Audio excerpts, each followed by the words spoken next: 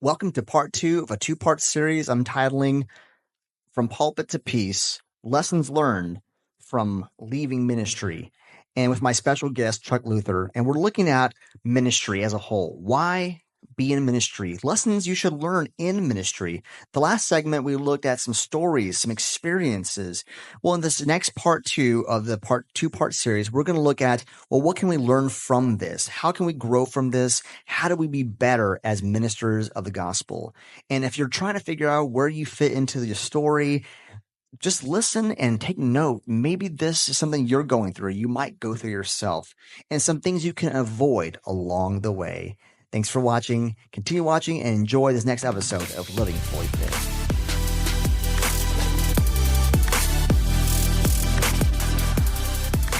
Politics is important because I'll tell people like Christians should vote. Because even the argument I had with that certain staff member, he was like, well, you're saying politics isn't important. I said, no, I never said that. I said it shouldn't be preached at the pulpit. Right. And I think politics should be preached at the pulpit to a certain degree. Like, hey, it's politics in your individual life is important because we are supposed to be the light of the world and shine our light even in politics. That's fine. But it shouldn't be platformed. That's the big thing. It should be platformed in the church. I had a weird concept about that. So I was asked the same thing by the same person. So you're saying that the Bible says, where does it say you're not supposed to be in politics? I said, well, it doesn't say that. But I can tell you this. In American politics are far different than other politics across the world. Go to Istanbul, Turkey, and see how their politics are. But here, if we approach it not from the platform, but from as a personal status as an American citizen, you have the right to vote. You have the right to. I got all that. So you take all your Christian core values, and that's what leads you to vote for the person that you lead to vote for. Yeah. It is not for you to build a platform that God put you in to tell about His world and about saving His people, to talk about a presidential candidate that stands against everything that morally is men of God that we are supposed to stand for. You're creating idols that way. Yeah. I think the danger of platforming politicians in a church, even if they have great intentions, if they have a great message in politics, we all know politicians aren't 100% honest. So you're telling me that they're not going to tell you what you want to hear at the church? Of course they are. Yeah.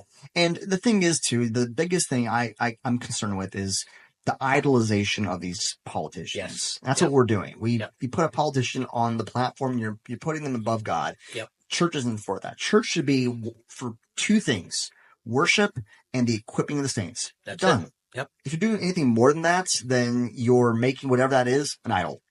But I digress. So here's back to our story, back to your story here and everything, back to our story, because we both kind of been there. But what are some of the hardest lessons you've learned during your time in ministry?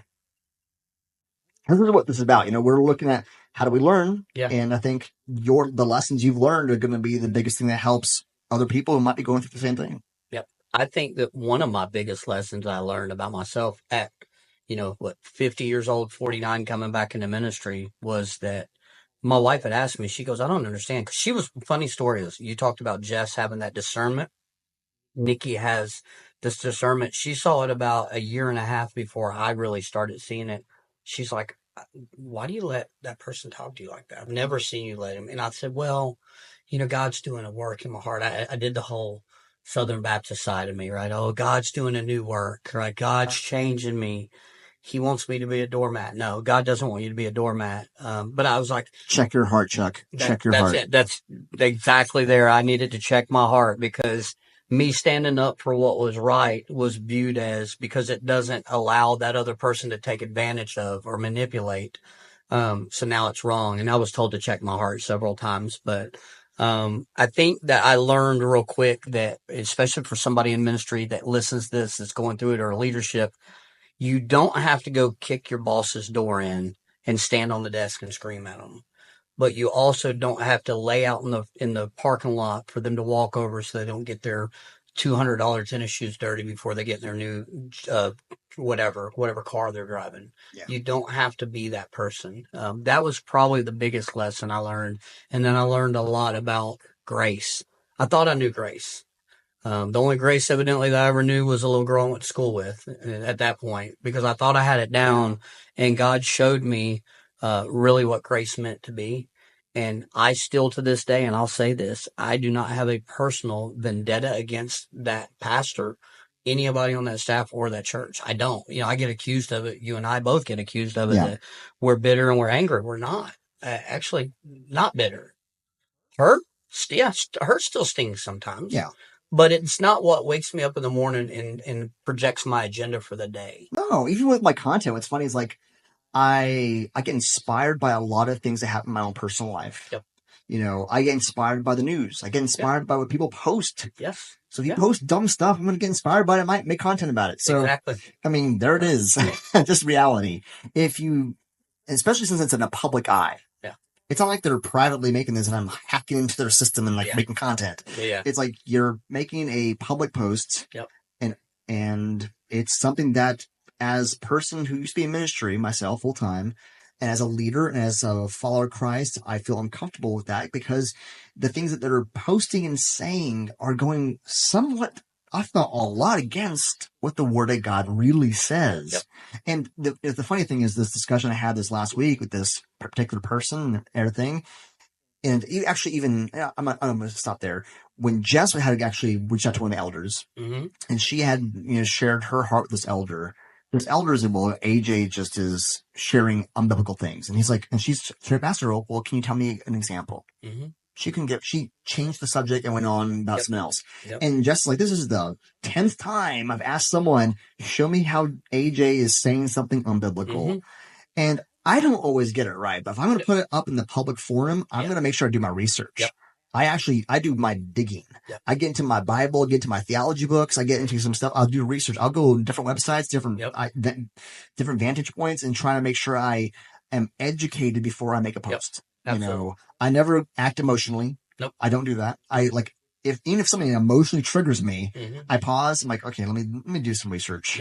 Because even like that, the controversial video I made, that the only video that had this church's name on it, I held on to that video, that idea, that clip that Jess's friend gave her.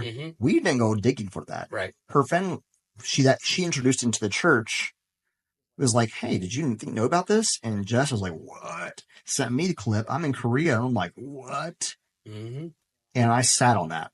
I sat on it for 6 months, mind you. And it took me 6 months to finally say, you know what? I think I know what I'm going to say. And I did it in a way that I still didn't really call them out by name, even though their name was on there. But you put your name on there. Public forum. So I'm guilty of that. I have called some people out by name because I got to the point where I got tired of, they would make comments within a community of people, not in a public eye, about me. And then they would hide back in the shadows. And then I would get attacked by people for it. And I was like, no, enough's enough. And it's funny what you're talking about, the document that you had when I was a pastor there. I disagreed with that process and that practice so much that I actually would make sure those were not out to be received by the church. In the Sunday morning, I would go prepare service. I would put them in the cabinet in the sanctuary because I just didn't feel like, it's not even biblical. No, it's not right. You felt sick about that. Yeah, I just couldn't do it. And I thought, okay, God, I might get fired. And God's like, would it be better to be fired from a church because they're doing something wrong in my name? Or would you be better to know, God said it'd be better for you to never have known me and enjoyed the benefits of my life to you than to fully know me and then go away to hell. So how do you want to be judged that you partook the good things from me, didn't do what I asked you to do? Or would you be better of the person that never knew me and had to stand in judgment before me? Which one's better? And I'm like, okay, so it's full knowledge and study to show yourself approved.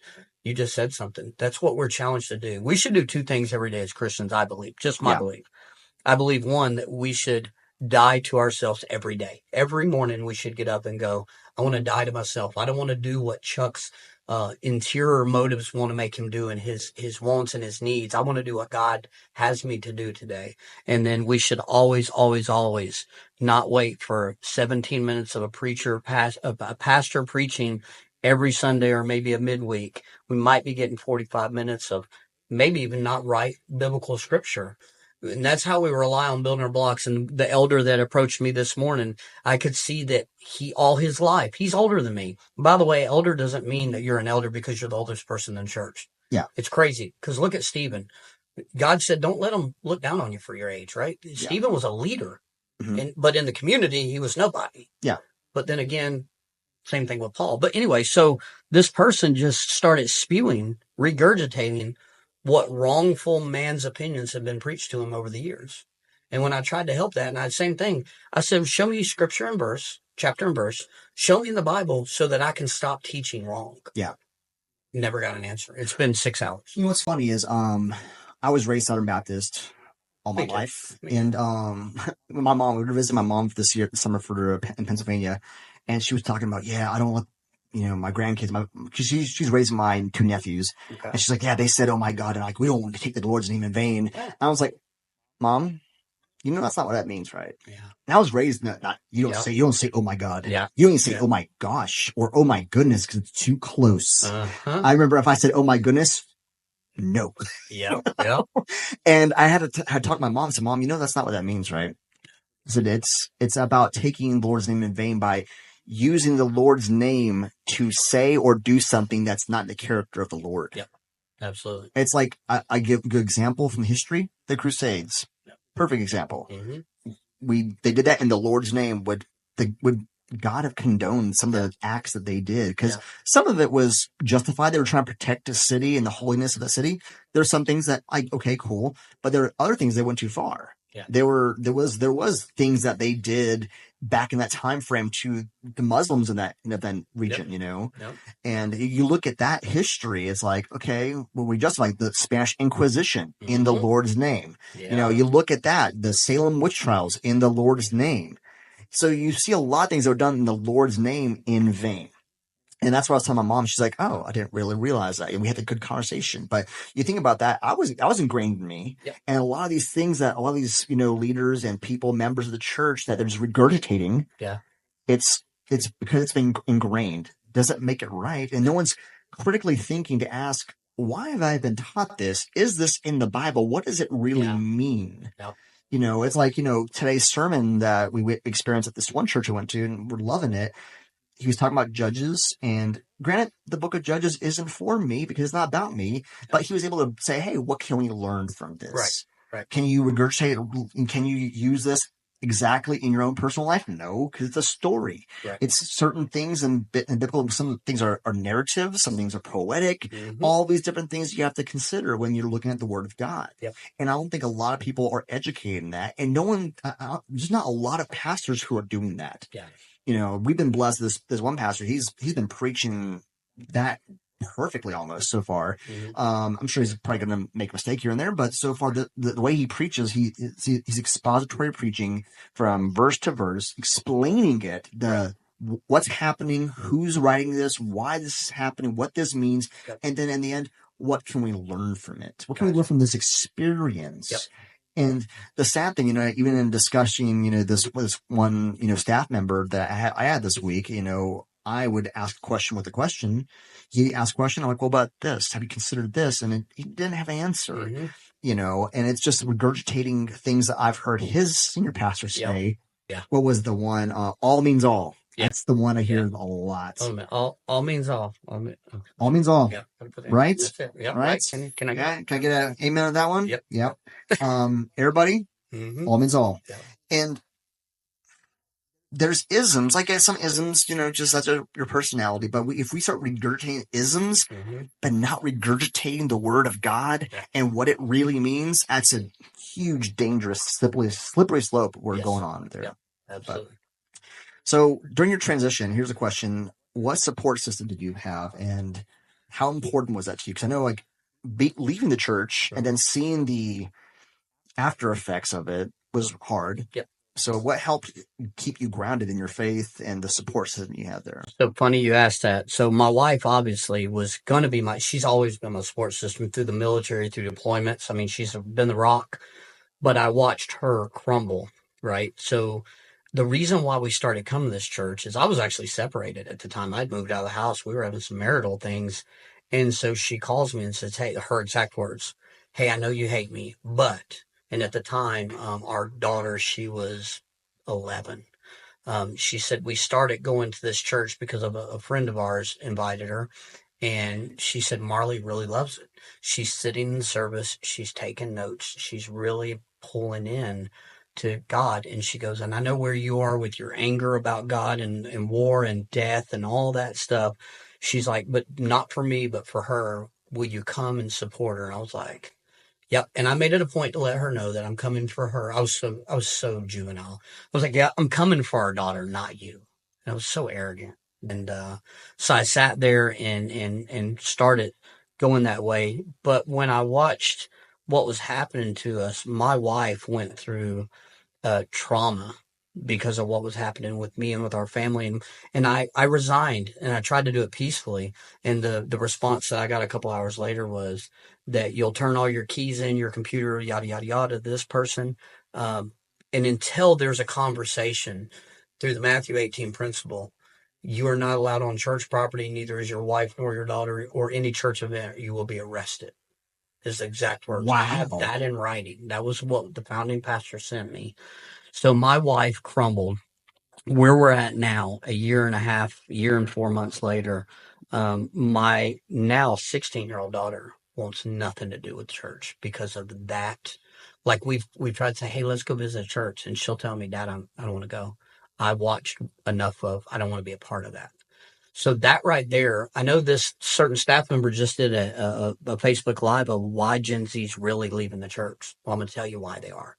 Because of you, Pastor. Because of you. Because of your arrogance and your narcissism and your lack of grace and humility. Mm-hmm. That is why Gen Z is walking away. That is why people are fed up with being lied to. So my support system, which would have been my wife, was not there because she's still healing through trauma right now. I actually told her this morning, we woke up and I was like, hey, I want to go to this one church over here. I want to visit. Some of our friends go there and everything. And she looked at me and she said, I'll go if you really want me to go. She said, but I'm going to be honest with you. She goes, I get sick thinking about walking back in and having to go through all that again. Yeah. And I mean, you're talking about a 51-year-old grown person. Yeah. So my support system was funny.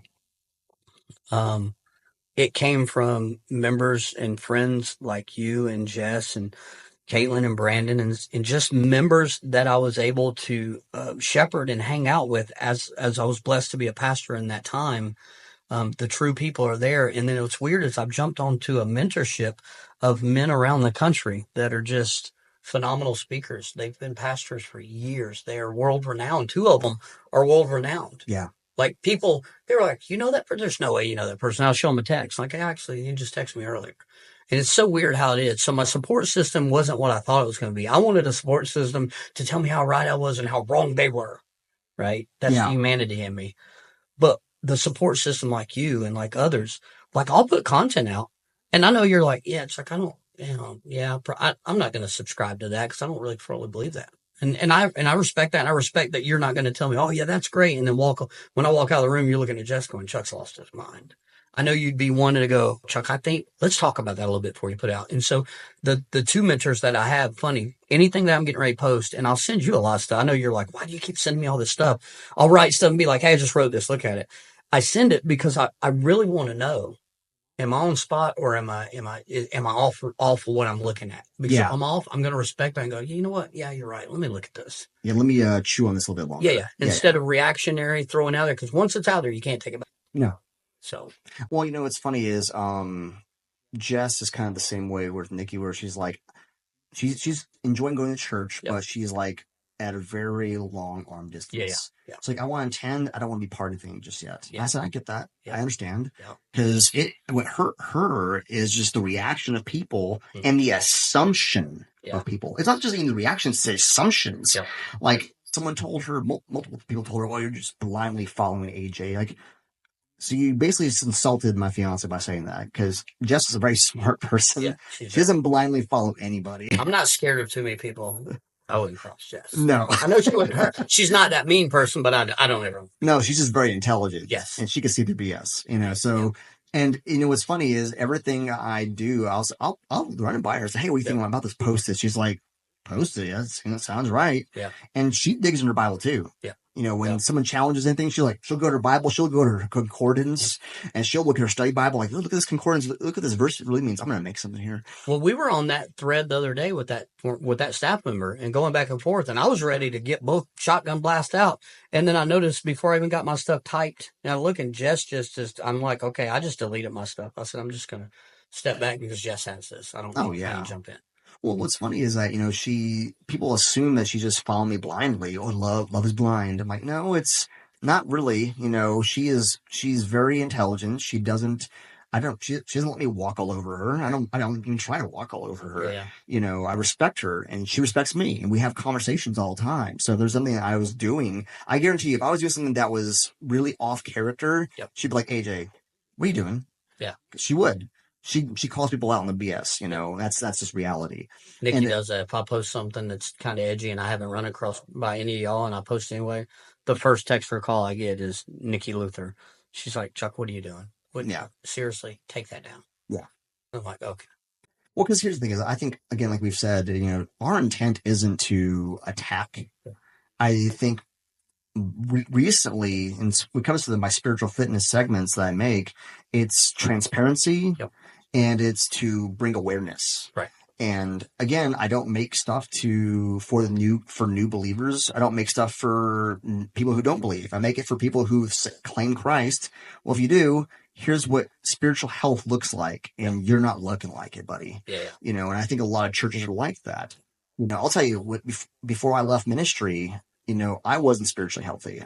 Ministry was my focal point, and God was over here. Yep. And I think a lot of people put ministry and the church as the pedestal on the focal point, and God's somewhere down over here, and they've equated the two, which is dangerous, especially when it comes to personalities like this senior pastor we're talking about. When you put a personality on that pedestal, and there's no fault for that person. Because here's the thing, I've yet to hear anybody say, through your experience or mine, no one has said, well, maybe we'll talk to the pastor, see what's going on.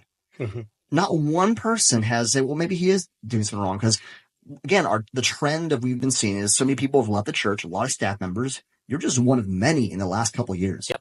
Yeah, I was the sixth pastor. Well, the fifth pastor, the sixth. There was a staff member in between me and the last pastor.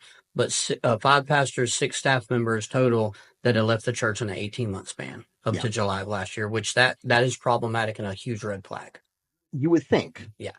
You would think that would raise red flags and have people ask the right questions. But people are just like, oh, no, everything's great because, hey, we're still growing, we're building stuff.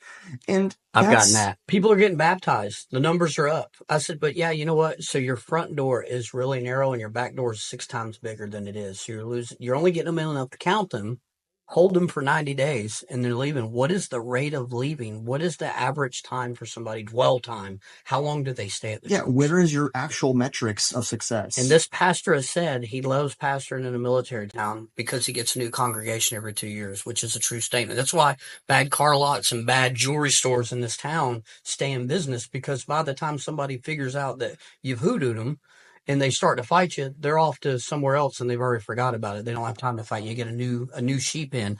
I got to find something while you're talking. One of the elders that we're talking about, he talking about being accountable and knowing, like, do people really know? So I'm not going to tell you his name, and I'm going to put it all out there. Yeah. But I will tell you, this is quote what he said. As I said 2 or 3 times, the issue or our disagreement is not about the behavior of the pastor. It's the response. I have no ill will between us. I might feel or react differently if I attended the Harker Heights location. I don't. I know we're all under the Vintage umbrella, but I'm under a different Vintage than that pastor. And if and when God tells us to leave, we will leave. No church is perfect. Stay long enough and we'll see things wrong at all churches. Take care, and I pray the best for you. So he openly admitted that he knows the behavior of this pastor is an issue. So he's complicit. He's complicit. Complicit is more, that is a terrifying, to have a person in leadership that is complicit is a leadership failure. Yeah. So was just a prime example of that. And I don't say that to put that person in the spotlight, but to validate this is an elder in the church that's very well thought of. We know this person's messed up, but he's not affecting us. Yeah. Because we're a different campus. Yeah. I've seen that happen in campus churches. Like when you have multi-campus churches, you say it often. Well, that's not our culture because we have a different pastor. Yes, but that pastor answers to the main pastor. Did you notice at the end too where he kind of turned it on me going, well, nobody's perfect. So we took the escape route out instead of accepting less than. And then it turned to me going, well, but at the end of the day, I don't like your response. You were wrong for calling him out. And if you find a perfect church, just wait, you'll see it'll fall apart. That's the same saying of hell, the world's going to hell in a handbasket. Yeah, it is. But are we supposed to stand by and watch it? Yeah. No. We're supposed to keep living. What does John say? He said, we're going to run the race, knowing full and well that we'll never obtain perfection, but it doesn't stop us from striving for it. You should always try to improve. Yes. That's the purpose. Like, for instance, my content is all about improving ourselves in every aspect. Yep. Spiritual fitness, we should look at what I can do to be better. I don't have all the answers. Nope. I never pretend to have all the Neither answers. do I. But I do have experience, both good and bad. Yep. I have experienced both my fault and not, that I can bring to the table and say, hey, here's some lessons learned that can help you avoid a lot of these pitfalls. Mm-hmm. Do I have it all down perfect? No. But I do know what these pitfalls look like. Yep. And I want to help people avoid those pitfalls. Yes. And that's the reality, is like people assume, because they'll watch bits and pieces of what you say, what I say, and they don't go further into it. Well, did you watch the whole video? Well, no, I don't want to watch that junk. Yeah. Well, then you can't say anything. Yeah. It's like when people take, a politician's speech, like Donald Trump, for instance, people will make him be this more evil person than he is. Yeah. Because they'll take a whole speech, take a clip, and like, see, he hates Mexicans. Yeah. Even that's not what he said. And I think people do the same thing with content creators, or people, or any kind of person on social media that say stuff. They're like, well, see, you said this, but did you read the before and after what I said? You're focusing on this one little sentence, which is out of context. You're missing the rest of it. Well, me with the Bible, I always say, I've said it on several podcasts, I do the 5 up, 5 down. If you come at me, and I learned this from Jeff Cochran and Tim Ross, if you come at me with a one-line scripture, Pastor, you're wrong, and the scripture says this, I'm going to take a breath, and then I'm going to reach back out to you and go, hey, so let's read the 5 verses before and the 5 verses after for contextual value of what it's saying. And if it means that, you're going to get a huge apology, and you're going to get an ask for forgiveness from me, and an ask for a prayer that God helps heal my heart because I didn't check my heart and it's out of balance. Humility is good. And as a theological, an MDiv student right now, the only reason I'm going to get a master's of divinity, I didn't want to. It's not easy. There's so much. It's so hard. Like learning Hebrew and all that. And I'm like, why? It's kind of like when you were in high school on, why do I need to know algebra? I'm going to have an iPhone that has all the calculators on it. But there's those times that you have to have points of validity. And I said this is a saying I live by: consistency builds credibility. Because without consistency, and if you're not consistently speaking the word of God, and it does, me graduating the Master's of Divinity doesn't mean I know any more than you or anybody else. Yeah. It just means that I've tried to put myself in there, try to learn the gaps, and I've learned something. The beginning of this last semester is our mantra that we're using for this class, is that the more I learn, the less I know. The more I build up, the more God brings me down to my knees to go, you have no idea how much more there is. Yeah. So I quit going, oh, I'm at the top, at the Master's. No, that just means I've scratched the surface to start building more. Yeah. So, well, even the most, smart and intelligent theologian still is learning. Yeah. And if you're in a leadership role and you're not still learning and growing, you think you've made it, you haven't made it. Yeah. And that's the pitfall out there. Yes. So we talked about pitfalls, we talked about your transition. Now let's talk about some finding peace and purpose. So now, you've seen that, you've seen the good, bad, and the ugly of transitioning out of ministry. What are some of the new opportunities and doors that have been opening in your life since leaving there? Some of the things you've noticed since leaving in yourself, but also in the church. What are those things that you've like, okay, me leaving opened my eyes to this now? Yeah. So the first thing that happened that I can say, you just touched on a minute ago about spiritually being not spiritually fit as a minister in a church. you don't realize how unspiritually fit you are until you get out of that arena. So when I got out, I thought after about 3 or 4 days, I licked my wounds. I was like, "Oh, I'm hurt." And God's like, "Stand up. I didn't create you to be this guy. We're not going to Job it today. You're not going to have your friends telling you just go ahead and curse his name and get it over with." Instead, Job said, "No, no, you know what? I'm not going to curse my God. I'm going to believe in him."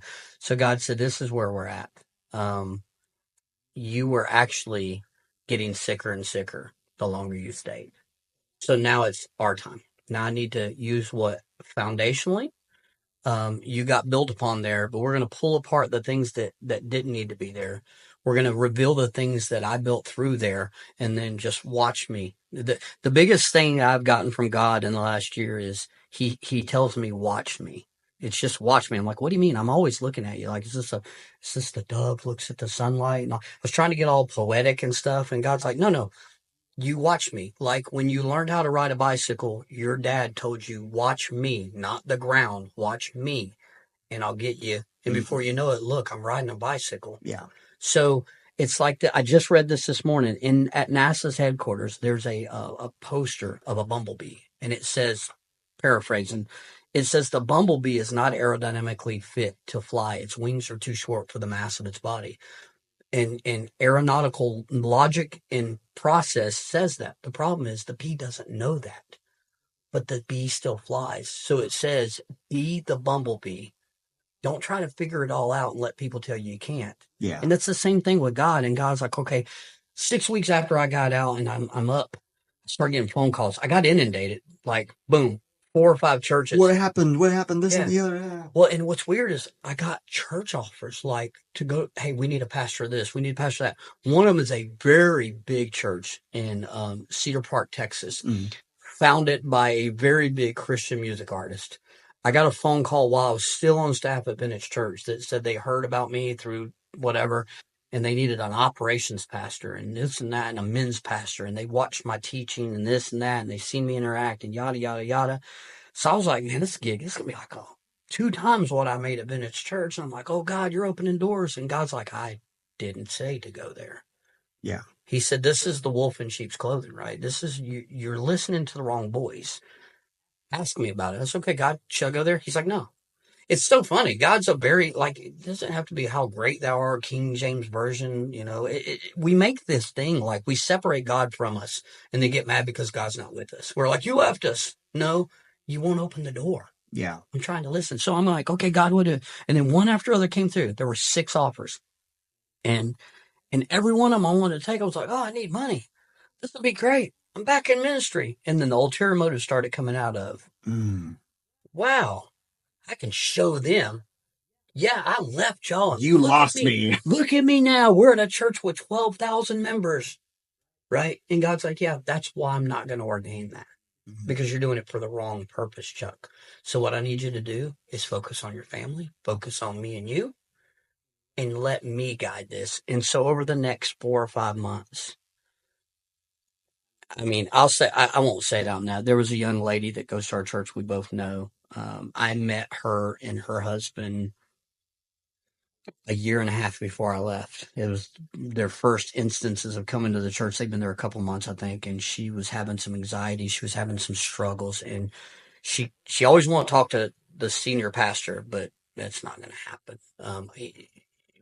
I have a counseling background, so I ended up naturally becoming that counseling pastor, which I believe all pastors, I don't care how good you are at it. I believe every pastor should be called to counsel and shepherd and and calm their sheep.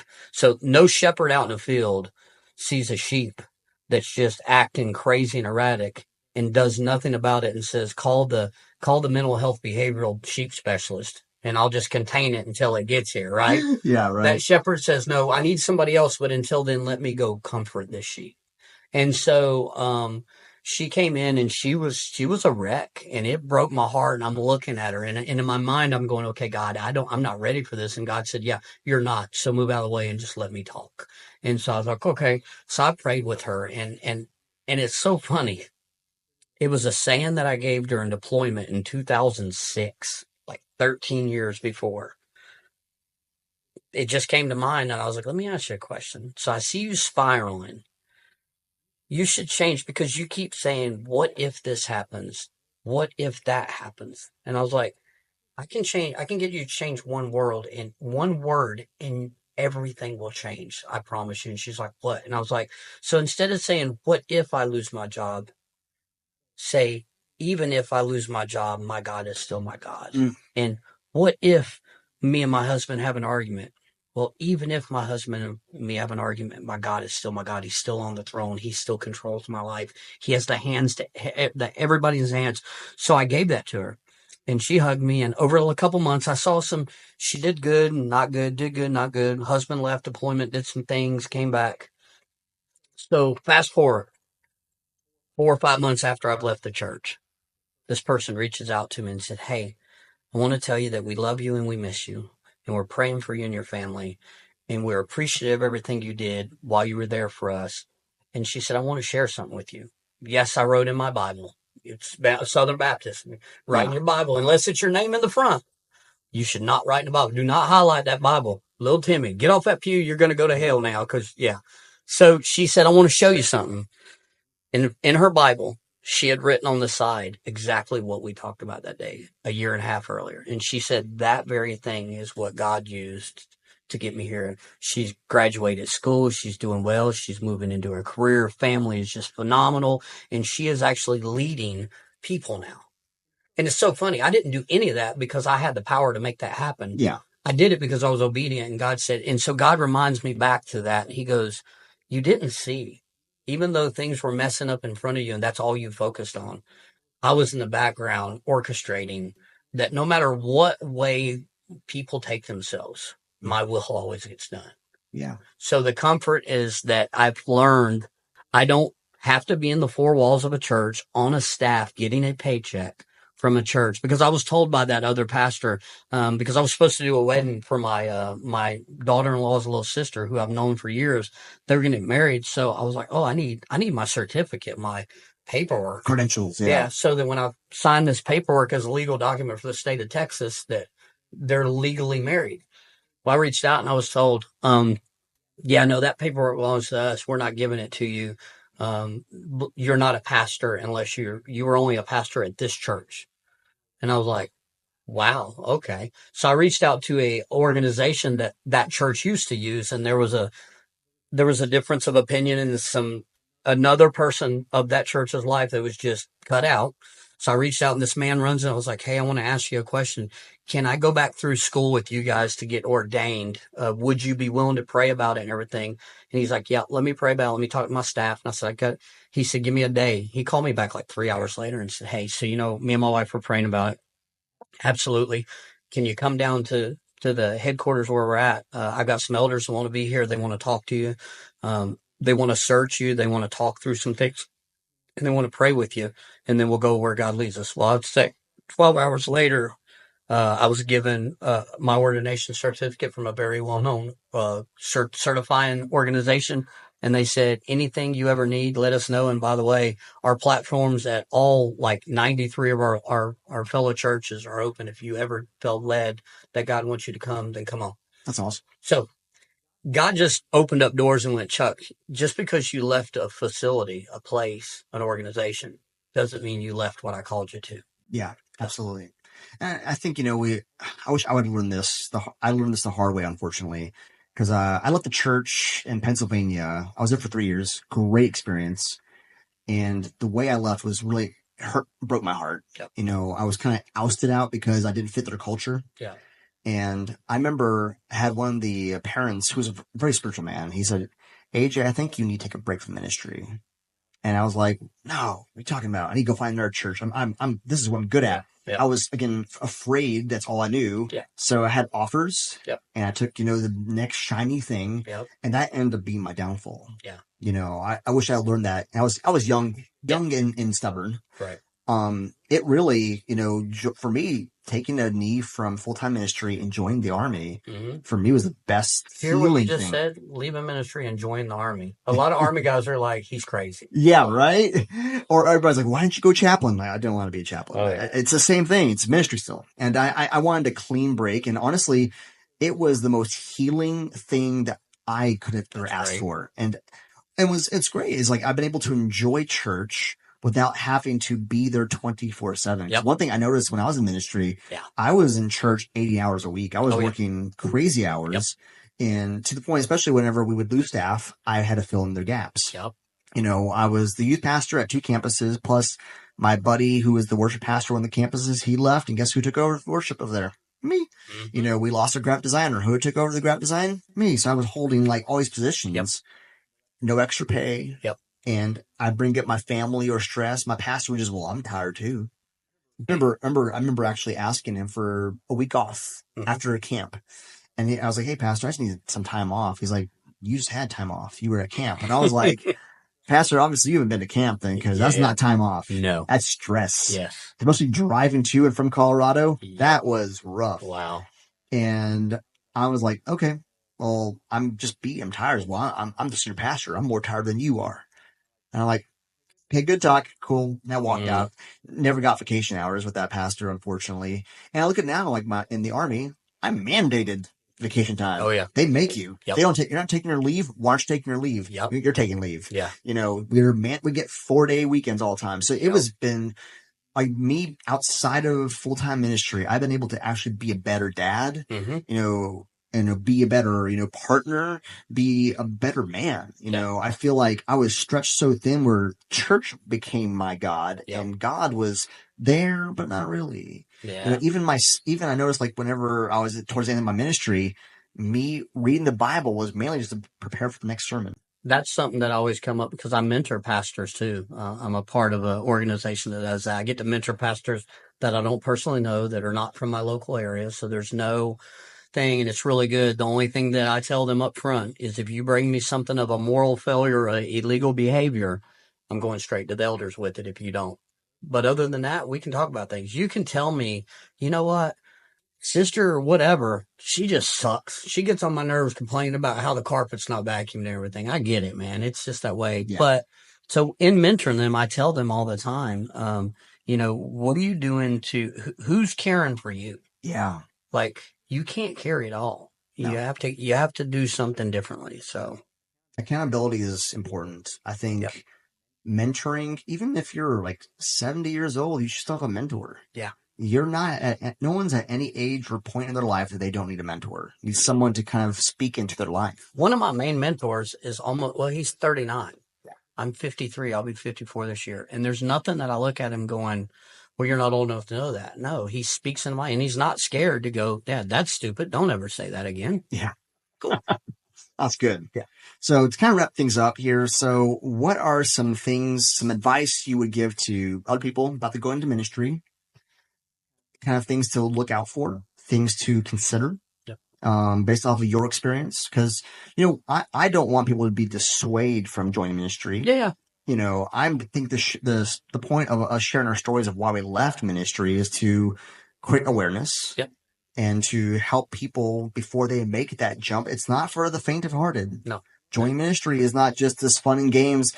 Being a youth pastor is not just, you know, laser tags and lock-ins and pizza. Yep. I thought it was when I first joined. Like, I can be the coolest youth pastor. And I was a cool youth pastor. Yeah. But then again, there's other things you don't consider. Yeah. You know, and so to close us off here and to kind of wrap things up, what's some advice you would give others as they're considering ministry, as they're maybe going to school for ministry, or if they're in the ministry right now and they're like, I don't know. Yeah. I would, first of all, pray. There's got to be a lot of prayer, and that's not just you talking to God and thinking you heard him say, yep, go do it. I think that's enlisting accountability, getting accountability partners, getting mentors involved, and having a lot of prayer about it and getting confirmation, because God will speak volumes through people. Yeah. So that it's no clear mistake that it was him. That's verifying. You know, a lot of people say, I always make this joke when I hear some pastors that I personally know, I'm not judging them, but just judging by the fruits, right? That's how we're supposed to go with people. They're like, yeah, God called me to ministry. I'm like, did you check the caller ID? I mean, I would have verified that. Which God is that? Yeah. Is it the guy with the uppercase G or the lowercase G? Yes, there you go. And, you know, the God of opportunity, the God of money, the God of whatever. So I would encourage them to pray. And then also I would probably find a mentor that works in ministry and ask them, hey, let me pick your brain with you. Can I hang out with you for a day? Let's talk about what does it mean? Like ministry is not just, a lot of people think ministry is going to church, singing worship songs, praying with people, hugging on people, and that's ministry. That is not ministry. That's doing life together as fellow Christians. That's what everybody does for everyone. Or should. Yeah. The ministry behind the scenes is, it does take a lot to run a church. It is probably, as a combat arms guy, I said I had it easier in Iraq than this. And I always make the side note that you could shoot at people there. Well, you can't shoot at people here. But the thing about it is, and not that I would condone shooting anybody, but proverbially speaking, but it's that you just need to know that it is somewhat of a business. It should not be the forefront of it being a business. That's the problem. I think like this church that we're talking about, I always say it's not a church, it's a business, and it's not, that person's not a pastor, he's a CEO. Yeah. That is an example of what I say that the one of the 5 types of churches, the church that business built, that is a prime example. It's either mega church or mega church / campus church. When we say mega church, a lot of people think mega church means hundreds of thousands of people. It doesn't. I think of like Lakewood Church or it places does. like that. Mega churches can be 1,200 people. But if you think about this church, they're having 4 services or whatever a week, 3 on Sunday, 1 on midweek. I mean, they're running 4,000 or 5,000 people through one location. They have 3 locations. That's 15,000 people a week. That's a mega church. I'm sorry. Just because it's not all about one service. So, because you have like Tony Evans Church up in Dallas, they have one service, but it's got 7,500 people in there. Yeah. Well, obviously, that's a mega church. Imagine if they had 3 services a week, they'd have 21,000, which would be like a gateway, what's the one that Craig Rochelle is a part of? Oh, yeah. They've got like 27 locations across the country. So any given Sunday, I was reading the statistic, they have 120,000 people go through church every Sunday through their organization. That's a mega church. So I would say look at it and make sure, because like you said, it's not for the faint of heart. It is probably 80% sacrifice for 20% reward. I mean, it's just what it is. And if you're lazy, it's not going to be a place for you. No. And then some of the red flags, some of the things to look at where you're talking about interviewing or where you're thinking about going, if you're taking a job or if you're already there or if you're in some type of Bible school or seminary and coming out, the prospective place you're going, I would look at who founded it. Do some research on the person. Where did they come from? Like this pastor has a history degree, right? And before this church, he was a part of a church launch that he was there for 8 months before he was relieved because they had a board of elders. He didn't start the church. He just stepped into a new church. Yeah. And they saw some behaviors like, yeah, this isn't going to work. So he left. And then he found ARC, Association of Related Churches, which is a franchising organization. That's all it is. And they said, yeah, we'll front you some money and give you some mobile stuff and everything, but you've got to give us X amount of dollars back from your tithe from here on in. And it's just a lot of weird things. It became a business transaction. And so because this person started a church, first of all, no person ever starts a church. God destines that to happen, and he allows you to be a part of it. And when I hear pastors say, this is my church, no, it's not. I founded this thing. I started this thing. Yeah. No. And here's the thing. Even if you did, God allowed it. Because I know a lot of things that God allows that he doesn't bless. Yeah. And I think I've seen things that have grown that God doesn't bless. Funny? God allowed his son to be murdered on a cross, and he didn't bless that. No. And I'm going to tell you a prime example about franchising. This is a prime example. I can buy McDonald's, but I can't say I founded it. No. I just put some money in to be able to be a part of something so I can make money out of. It's a business. Yeah. So I would just encourage people, just really push, because let me just tell you something. If God has a call for ministry, he's not going to put you in a timeline where you have to make a decision in 24 hours or a week or 2. And if you have a church that says we need an answer by X date, tell them no, thank you. Oh, been there. Yes. I've been there where I've been pressured and staff's like, well, we need an answer. Otherwise, we're going to check out our candidates. And I'm like, I got to take this job. This is a great opportunity. I can't miss this opportunity. And I look back now, it's like, I wish I would have taken my time more. Yeah. I got that call Friday from a church out of blue. I didn't apply.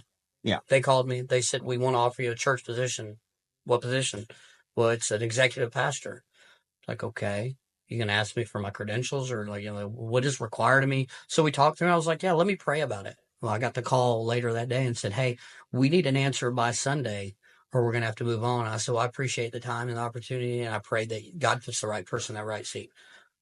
I'm not going to get pressured into You should never rush that. Never rush ministry. I'll tell you something. So we were looking at this constitution at the church we went to. which is great. Which is a great, I mean, I've never seen a church publish their constitution in their foyer. Yeah.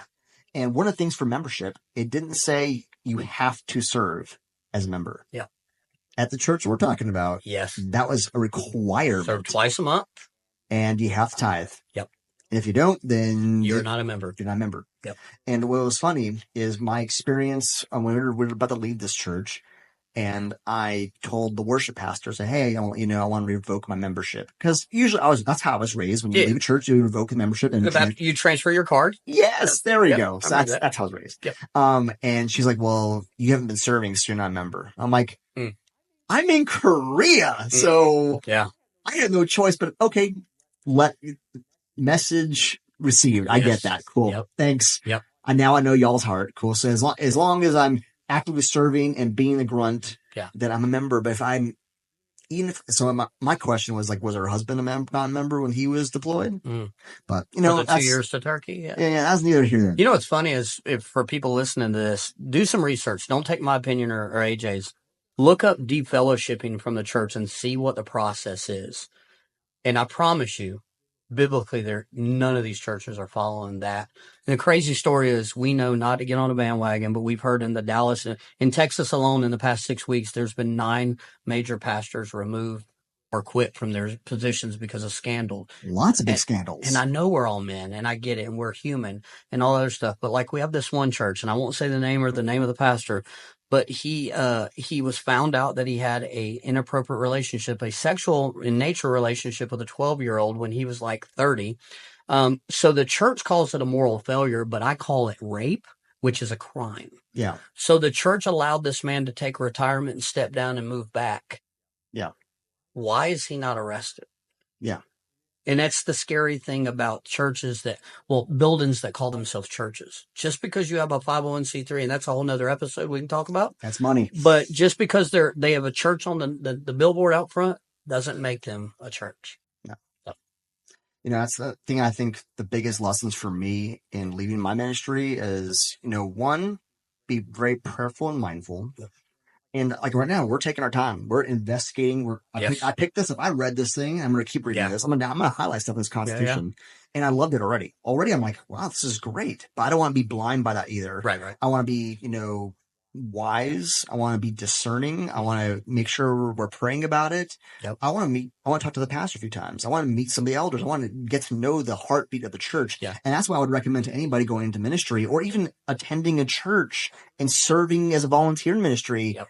Do your research, actually ask questions and don't be afraid to ask questions.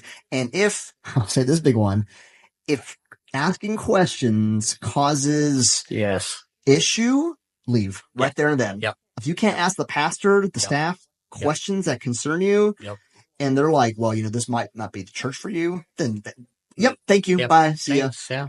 Because that's what I think I've noticed too, is as soon as I started asking questions, that's where I started getting, back push, but all that stuff. I was kicked out of a major church in Dallas, Texas a couple weeks ago. I went to visit, and the thing was preached. It was preached strong. It was the third commandment, taking the Lord's name in vain. Yeah.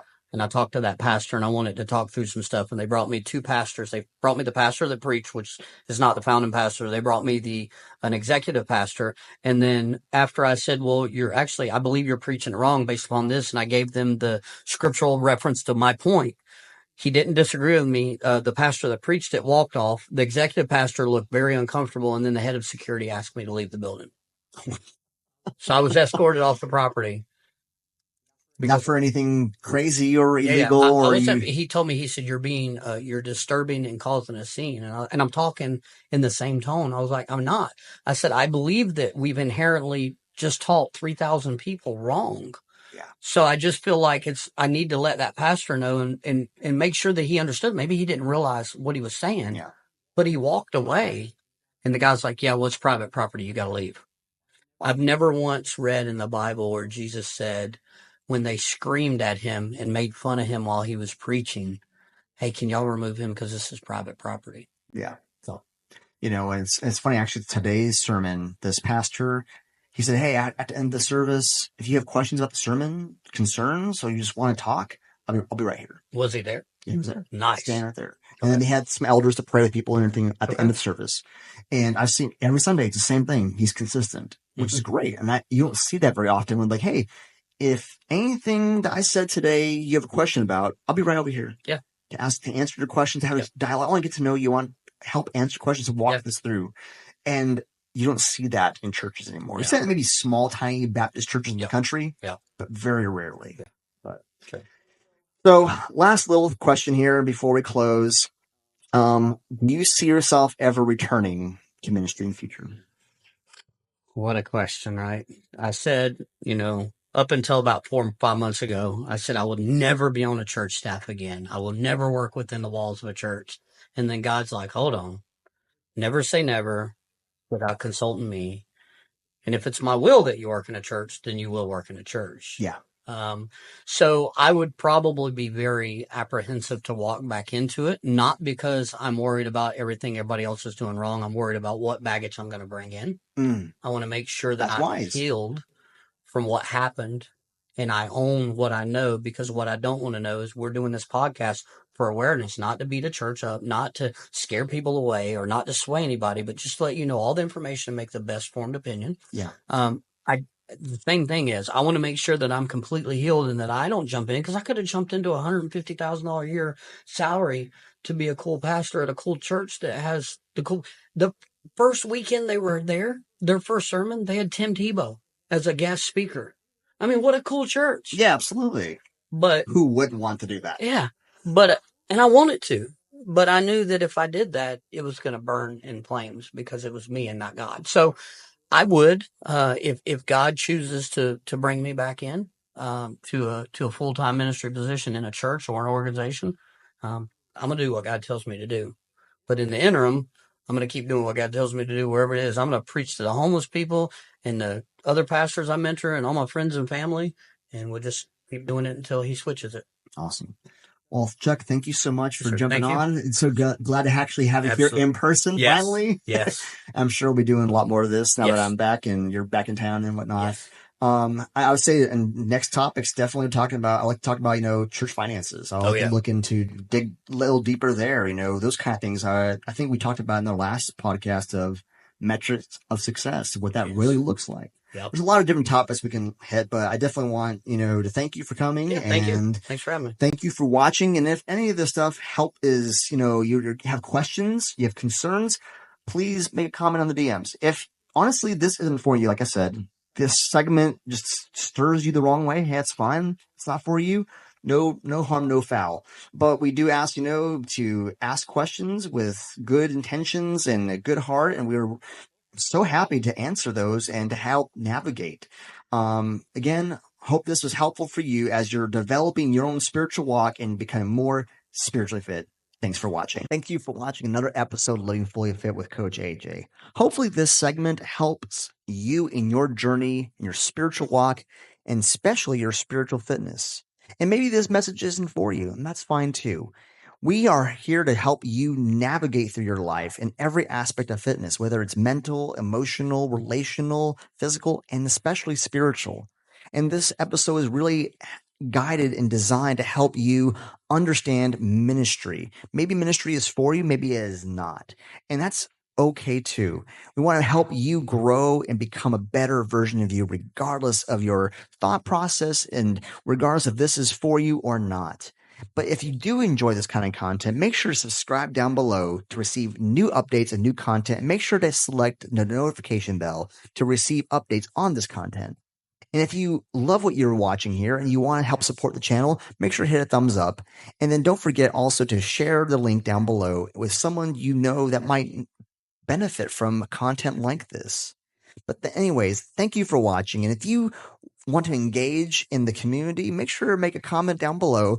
And hopefully the comment will help benefit you and grow you to be a better version of yourself as we both navigate through spiritual fitness and growth. Thank you for watching.